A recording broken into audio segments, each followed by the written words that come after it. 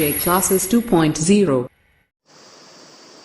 नमस्कार दोस्तों, मैं आरजे सिद्धार्थ आरजे क्लासेस 2.0 में आपका स्वागत करता हूं। मित्रों, अभी टीजीटी, पीजीटी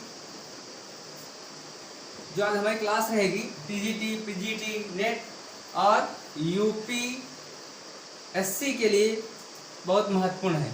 जो मैं पढ़ाने जा रहा हूं, इस टॉपिक को आप हमारे ही चैनल से पढ़ लीजिए और किसी अन्य किताब से पढ़ने की जरूरत नहीं है। यदि आप किताब से पढ़ते हैं तो आप अपना टाइम खराब कर सकते हैं। तो पॉलिटी में आज हम मित्रों पढ़ेंगे दबाव समूह। पॉलिटी में मित्रों आज हम पढ़ेंगे दबाव समूह। दबाव समूह वैसे जो पॉइंट आता है तो राजनीतिक दल और उनका दबाव समूह ये आता है। तो पहले हम मित्रों दबाव समूह पढ़ लेते हैं और उसके बाद राजनीतिक दलों पर हम चर्चा कर लेंगे। चलिए, दबाव समूह पर यदि हम बात करें तो दबाव समूह कैसे कैसे बनता है, दबाव समूह है क्या, इस पर विचार करना बहुत जरूरी है मित्रों। और दबाव समूह की उत्पत्ति कैसे हुई, कहाँ से हुई, ये जानना बहुत जरूरी है। तो दबाव समूह जो शब्द है, ये शब्द ये अमेरिका से आया है। कहाँ से आया है? अमेरिका से आया है। दबाव समूह का और अर्थ या मतलब क्या होता है विभिन्न किताबों में आपको मिलेगा। तो इसको हितैषी समूह के नाम से भी जानते हैं। हितैषी समूह, हितैषी समूह के नाम से भी जाना जाता है। एक पॉइंट ये, हितैषी समूह के नाम से जाना जाता है। कुछ इसकी परिभाषाएं भी यही हैं जो एग्जाम में पूछी जाती हैं, उनको जानना बहुत जरूरी है। जैसे एस.ई. फाइनर ने दबाव समूह को क्या कहा है, इनकी परिभाषा बहुत पूछी जाती है। तो इसको अज्ञात समूह कहा है। अज्ञात समूह, अज्ञात समूह कहा है किसको? दबाव समूहों को, एस.ई. फाइनर ने। इसके बाद मैकवीन ने क्या कहा है?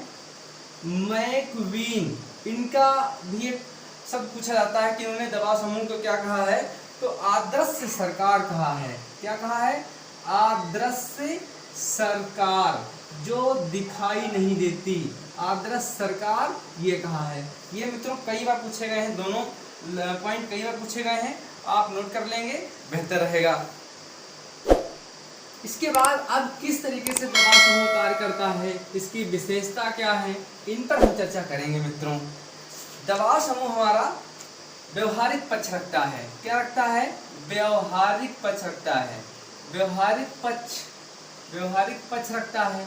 व्यवहारिक पक्ष कैसे रखता है ये मित्रों पूछा जाता है। राजनीति के व्यवहारिक पक्ष में से संबंधित है ये। तो ये राजनीति के व्यवहारिक पक्ष से संबंधित है। एक विशेषता ये आप देख लेंगे, व्यवहारिक पक्ष से दबाव समूह की विशेषता है। दूसरा, दबाव डालकर, एक और इसकी विशेषता है। ये समूह जो राजनीतिक दल हैं वो उनका दबाव समूह कैसे बनता है? तो दबाव डालकर जो राजनीतिक दल हैं मित्रों, ये क्या करते हैं? सरकार पर अपना दबाव बना के अपनी बात मनवा लेते हैं। एक ये इसकी विशेषता है दबाव समूह की। नंबर 3, दूसरी विशेषता क्या है? सत्ता प्राप्त ना होना। सत्ता प्राप्त ना होना, किसी भी दल को सत्ता प्राप्त नहीं होती है फिर भी सरकार पर वो दबाव डालकर अपनी बात मनवा लेते हैं। एक ये इसकी विशेषता है। मांगे पूरी करना, एक और विशेषता मित्रों, मांगे पूरी करना, सरकार पर दबाव डालकर अपने स्वार्थ के लिए ये मांगे पूरी करवा लेता है। अब आप सोच रहे होंगे ये कौन सा दल है? अरे मित्रों, जैसे छात्रों का दल, उद्योगों का दल, मजदूरों का संघ, किसान यूनियन, ये सारे दल हैं जिनकी मैं बात कर रहा हूँ। यही दबाव समूह आते हैं, ये बहुत पूछे जाते हैं। तो ये जो दल हैं वो अपनी कैसे बात मनवाते हैं? व्यवहारिक पक्ष रख करके बात मनवाते हैं। दबाव डालकर सरकार पर बात मनवाते हैं। सत्ता प्राप्त ना होती फिर भी सत्ता में हस्तक्षेप करके अपनी बात रखते हैं। मांगे पूरी करवा लेते हैं दबाव डालकर। इस तरीके से दबाव समूह राजनीतिक दलों का काम करता है। अब भारत में भी देख लेते हैं, परेशान मत होइए, जितना मैं यहाँ पर लिखा रहा हूँ बस इसको आपको देख लेना है, पढ़ लेना है, इससे बाहर कुछ नहीं आएगा। भारतीय दबाव समूह, एक पॉइंट पूछा जाता है, ये भारतीय दबाव समूह।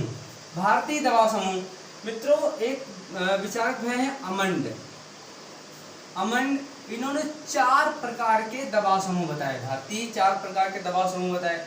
वो कौन कौन से बताए उनको जानना बहुत जरूरी है। अब देखिए, नंबर 1 संस्थापक दबाव समूह, संस्थागत दबाव समूह। अब आप सोच रहे होंगे कि संस्थागत दबाव समूह कौन कौन से होते हैं। तो जैसे सिविल है और उद्योग है, या हम इसको फिक्की कह सकते हैं, फिक्की इनको कह सकते हैं, उद्योगों को, ये संस्थागत दबाव समूह है। अब बात करें हम सामुदायिक, नंबर 2 सामुदायिक दबाव समूह। सामुदायिक दबाव समूह की बात किया जाए तो ये सामुदायिक मतलब जाति और धर्म वाले समूह, जो जाति धर्म के नाम पर समूह बनते हैं उनको सामुदायिक दबाव समूह कहते हैं। और ये भी सरकार पर अपना दबाव बना करके अपनी बात मनवा लेते हैं। गैर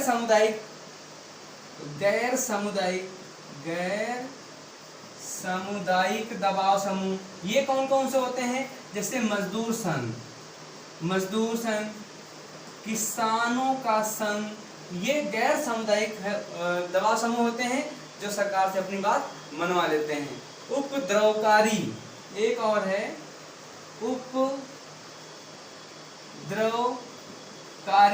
दबाव समूह। उपद्रवकारी दबाव समूह, इनको हम भीड़ कह सकते हैं। क्या कह सकते हैं? भीड़, या इनको प्रदर्शनकारी कह सकते हैं। प्रदर्शनकारी, इनको हम भीड़ कह सकते हैं, प्रदर्शनकारी कह सकते हैं। तो मित्रों, आमंड के अनुसार भारत में 3 प्रकार के दबाव समूह हैं। ये भारतीय है। अब मित्रों बात करते हैं भारत में दबाव समूह किस कैसे काम करता है, कौन कौन इसमें जुड़े हैं और कहाँ कहाँ से बात रखी जाती है, उन पर देख लेते हैं मित्रों। ज़्यादा लंबा वीडियो नहीं रहेगा। भारत में दबाव समूह, भारत में दबाव समूह कैसे कार्य करता है, तो बात करें जैसे व्यापारिक दबाव समूह। व्यापारिक दबाव समूह, व्यापारिक दबाव समूह नंबर 1। नंबर 2 श्रमिक दबाव समूह, श्रमिक दबाव समूह। नंबर 3 किसान दबाव समूह, किसान दबाव समूह। नंबर 4 छात्र दबाव समूह। नंबर 5 प्रदर्शनकारी दबाव समूह। नंबर 6 जाति या धर्म पर आधारित दबाव समूह। इस प्रकार से भारत में दबाव डाला जाता है सरकार पर। अब बात करते हैं मित्रों सबसे पहले व्यापारिक दबाव समूह की। व्यापारिक दबाव समूह की बात करते हैं। इसमें जैसे भारत उद्योग संघ है। क्या है? भारतीय उद्योग संघ। इसमें एक भारतीय उद्योग संघ है जो कि व्यापारिक दबाव समूह में आता है। वाणिज्य एवं उद्योग महासंघ, भारतीय वाणिज्य एवं उद्योग महासंघ, भारतीय वाणिज्य एवं उद्योग महासंघ। वाणिज्य एवं उद्योग मंडल, वाणिज्य एवं उद्योग मंडल, ये मित्रों व्यापारिक दबाव समूह में आते हैं। भारतीय उद्योग मंडल, भारतीय वाणिज्य एवं उद्योग मंडल, वाणिज्य एवं उद्योग मंडल, ये मित्रों इसमें आते हैं। व्यापारिक दबाव समूह में। अब श्रमिक दबाव समूह देख लेते हैं। आप स्क्रीनशॉट ले सकते हैं या मेरे साथ लिख सकते हैं। अब मित्रों बात करते हैं श्रमिक दबाव समूह पर। किस पर? श्रमिक दबाव समूह की बात करें तो इसमें all India trade union Congress, all India trade union Congress, all India trade union Congress मित्रों ये श्रमिक दबाव समूह दल है। फिर बात करते हैं भारतीय कम्युनिस्ट पार्टी, एक और बनी है भारतीय कम्युनिस्ट पार्टी। सीधा सीधा मित्रों पूछ लिया जाता है कि भारतीय कम्युनिस्ट पार्टी किस प्रकार का दल है, तो श्रमिक दबाव समूह ये दल है। इसके बाद कृषि दबाव समूह या हम किसान दबाव समूह भी बात कर सकते हैं। कृषि दबाव समूह या किसान दबाव समूह की बात करते हैं नंबर 3 पर। यह भी मित्रों बहुत महत्वपूर्ण है, बहुत बार पूछा गया है। तो भारतीय किसान संघ, भारतीय किसान संघ, भारतीय किसान संघ एक पॉइंट ये है। दूसरा हिंद किसान पंचायत, हिंद किसान पंचायत, हिंद किसान पंचायत ये समाजवादियों के नियंत्रण पर रहती है, पर समाजवादियों का अधिकार रहता है। ये मित्रों कृषि या किसान दबाव समूह के अंतर्गत आते हैं, ये बहुत बार पूछे जा चुके हैं। इसके बाद हम छात्र दबाव समूह देख लेते हैं। छात्र अपना दबाव किस किस तरीके से या किस पार्टियों से जुड़ के डालते हैं, तो ये भी पूछ लेते हैं, पूछा जाता है, बहुत महत्वपूर्ण है। छात्र दबाव समूह यदि बात करें तो भारतीय राष्ट्रीय संघ क्या है? एक है भारतीय राष्ट्र संघ, भारतीय राष्ट्र संघ ये छात्र दबाव समूह है। इसके बाद मित्रों भारतीय ऑल असम स्टूडेंट यूनियन, ये भी पूछा गया एक बार है, all Assam student union, all Assam student union ये मित्रों असम में इसका प्रभाव रहा है या असम के नियंत्रण में है। तो ये भी छात्र संघ का एक समूह है जो अपना सरकार पर दबाव बनाता है। छात्र युवा संघर्ष समिति एक और पॉइंट है, छात्र युवा संघर्ष समिति, छात्र युवा संघर्ष समिति। इस तरीके से मित्रों छात्र अपना दबाव सरकार पर बनाते हैं। ये खूब पूछा जाता है, छात्र युवा संघ समिति किस तरीके से सरकार पर अपना दबाव बनाती है। तो आप कह सकते हैं कि सरकार पर दल दबाव समूह या राजनीतिक दबाव समूह या फिर अपने स्वार्थ के लिए या अपनी मांगे पूरी करने के लिए दबाव बनाते हैं। सीधा सीधा प्रश्न पूछा जाता है। अब धार्मिक पर बात कर लेते हैं मित्रों। धार्मिक दबाव समूह कौन कौन से आते हैं, इसमें कैसे सरकार से बात मनाई जाती है। तो जाति धर्म पर आधारित, जात में यदि हम बात कर लें तो जात में जैसे मदारी है, अनुसूचित जाति है, ओबीसी है, इनके अलग अलग अपने समूह चलते हैं। इस पर मित्रों अपनी बातें सरकार से मनवाई जाती हैं। और राष्ट्रीय स्वयं सेवक, राष्ट्रीय स्वयं सेवक संघ, राष्ट्रीय स्वयं सेवक संघ ये धार्मिक समूह है मित्रों। विश्व हिंदू परिषद, जैसे विश्व हिंदू परिषद है, विश्व हिंदू परिषद है, ये भी एक धार्मिक समूह है। इसके बाद बात करें कि ब्रह्म समाज है, ब्रह्म समाज है। इस तरीके से हिंदू मुस्लिम या अन्य जितने भी धर्म हैं उनका अपना अपना एक मित्र समूह होता है और सरकार पर दबाव डालकर अपनी बात रखवाते हैं। इसके बाद जनजातीय मित्रों, एक बार जात पर आधारित पर जनजातीय समूह भी पूछ लिया जाता है कभी कभार कि जनजातीय समूह कौन कौन से हैं जो अपनी सरकार पर दबाव बना करके काम करते हैं। तो जैसे नेशनल काउंसिल ऑफ नागालैंड, एक ये पूछा गया। ऑल इंडिया झारखंड में तो ये पूछा गया था, झारखंड टीजीटी में पूछा गया, लेकिन यूपी में नहीं पूछा गया। असम आदिवासी संघ, एक ये मित्रों जात में आ गया। बाकी SC ST OBC आयोग चलते ही हैं, इन पर एक समूह बनता है। यदि बात करें भाषाई आधार पर मित्रों, भाषाई आधार पर बात कर लें तो हिंदी भाषा के लिए एक संघ है, तमिल भाषा के लिए और तेलुगु केरली भाषा के लिए है, या अन्य जितनी भाषाएं हैं उनके लिए अपना अपना एक संघ है, उस पर ये बात होती है। हिंदी साहित्य सम्मेलन, हिंदी साहित्य संघ, इस पर आप देख रहे हैं बराबर हिंदी को लेकर के राजनीति हुआ करती है, तो ये भी अपनी बात मनवाने के लिए तत्पर रहते हैं। विचार आधारित, कुछ मित्र होते हैं विचार आधारित दबाव समूह,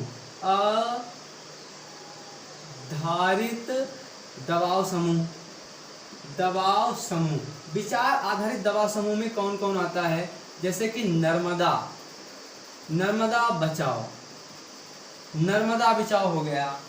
इसके बाद चिपको आंदोलन हो गया, चिपको आंदोलन हो गया, शारदा एक्ट हो गया, शारदा एक्ट की विचारधारा कहीं बड़ी होगी, पहले उत्पन्न भी होगी फिर कानून बन गया।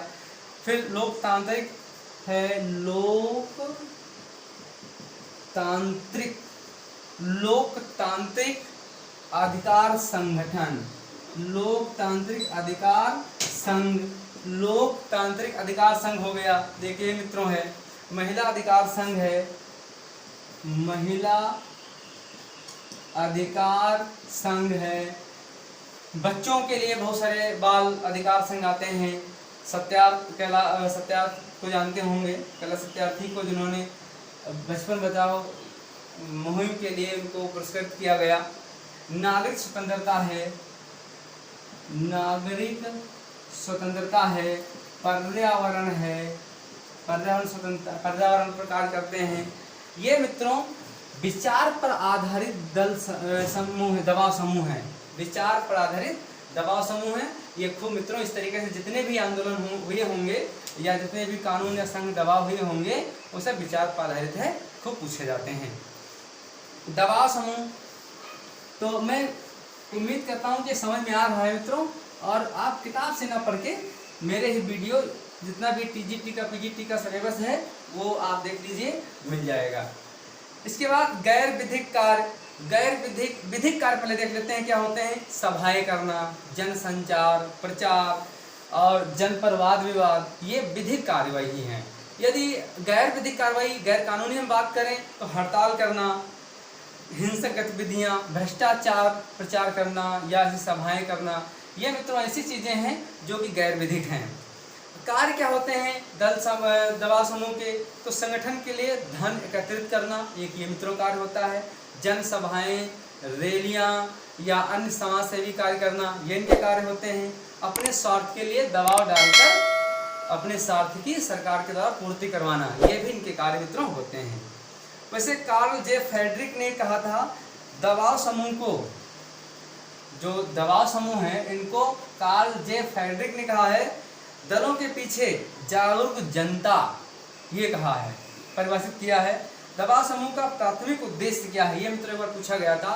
तो दबाव समूह का प्राथमिक उद्देश्य नीतिगत निर्णयों को प्रभावित करने के लिए सरकार पर दबाव डालना, नीतिगत कार्यों को प्रभावित करने के लिए, या हम इस तरीके से कह सकते हैं नीतिगत निर्णयों को प्रभावित करने के लिए, नीतिगत निर्णयों को प्रभावित करने के लिए सरकार पर दबाव डालना, ये दबाव समूह का प्राथमिक उद्देश्य होता है। तो मित्रों आज का जो वीडियो कैसा लगा कमेंट करके ज़रूर बताइए, और मैं उम्मीद करता हूँ एक बार मैं सिलेबस पे डिस्कस कर लूँगा, राजनीति के सिलेबस पर टीजीटी के लिए स्पेशल, और इसके बाहर आपको कुछ पढ़ना नहीं है। कोई किताब उठा के मत देखिए, टाइम कम है, 1 महीने बाद एग्जाम है, और मैं प्रयास करूँगा कि पूरा सिलेबस जितना महत्वपूर्ण है मैं आपको दे सकूँ। धन्यवाद मित्रों, नमस्कार।